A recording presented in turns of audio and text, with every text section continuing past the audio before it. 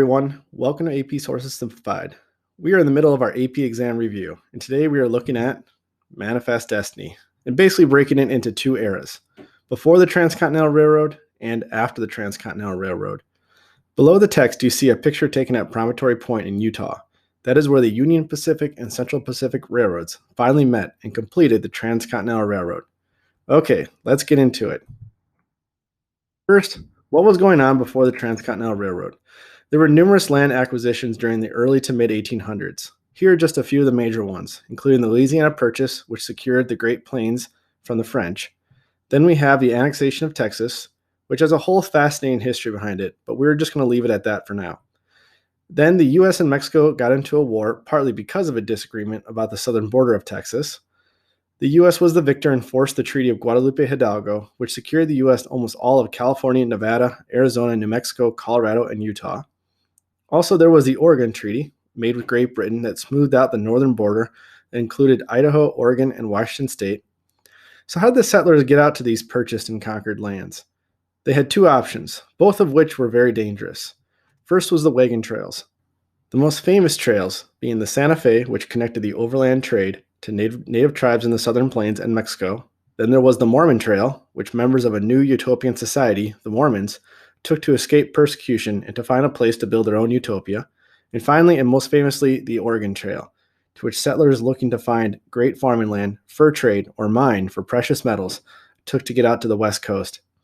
These overland routes had to contend with rough terrain, hostile Native Americans, and freezing cold or terribly hot weather. The other option was a boat journey around the tip of South America, because there was no Panama Canal yet. This trip had to pass through the Straits of Magellan, which usually had very rough seas. One of the biggest draws for migration to the west was the California gold rush. This drew in immigrants from Asia, especially China, and gold seekers from all over, and led to the rapid statehood of California shortly after the Mexican-American War. Side note, the Chinese immigrants were met with a lot of derision and racism, leading to the Chinese Exclusion Act in 1882. Next, let's look at the immediate impact of the Transcontinental Railroad. First, it makes the journey to the west much easier. The travel time goes down to days or weeks instead of months, and gets rid of many of the dangers of travel. It also opens up the Great Plains for farming and ranching.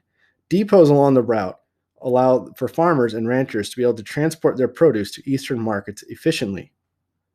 The railroad is also an immediate threat to Native Americans in the region. Before the railroad, there was some conflict, but natives and settlers could and would avoid each other. But now there is a rush of settlers taking advantage of the Homestead Act, in which they could receive 160 free acres of land if they developed it.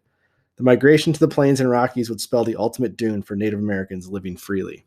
Finally, the long-term impact. Continuing on with Native Americans, the 1860s through 1880s would see the final and brutal Native American wars. Tribes like the Comanche and Sioux tried to hold out as long as possible, but even those great warrior cultures would be forced onto reservations when their primary food source was destroyed as hunters, utilizing the railroad, slaughtered millions of buffalo and sent their hides back east. Then, after being forced on reservations that were typically on marginal or worthless land, the American government instituted the Dawes Act in an attempt to assimilate Native Americans. They tried to turn Native Americans into farmers with property, but many Plains Indians did not want or know how to farm. They would end up getting swindled out of a lot of their land for cheap prices by Eastern speculators. Along with the loss of land, many Native children were taken to boarding schools in the East as the government tried to, quote, kill the Indian and save the man. Even in the time period, some Americans felt that the natives had been mistreated. Helen Hunt Jackson documented it in her book, A Century of Dishonor. In other major noteworthy long-term impacts, the era of the open range came to an abrupt end as the simple innovation of barbed wire made it possible for ranchers to close off large areas of land, ending the days of freely roaming cowboys. Back across the Mississippi, the well-located Midwestern city Chicago benefited greatly as a railroad hub between West and East. The city would boom and be a center of the meatpacking industry. In the 1890s, the U.S. government declared the frontier officially closed, and there was no more unconquered land from the Atlantic to the Pacific. The historian Frederick Jackson Turner wrote a famous essay arguing that the frontier played a central importance to the development of the country, and he worried about the direction the country would take now that the frontier was gone. But America would keep expanding, as the next era saw American imperialism overseas, as it rushed to keep up with its European rivals with their great colonial empires.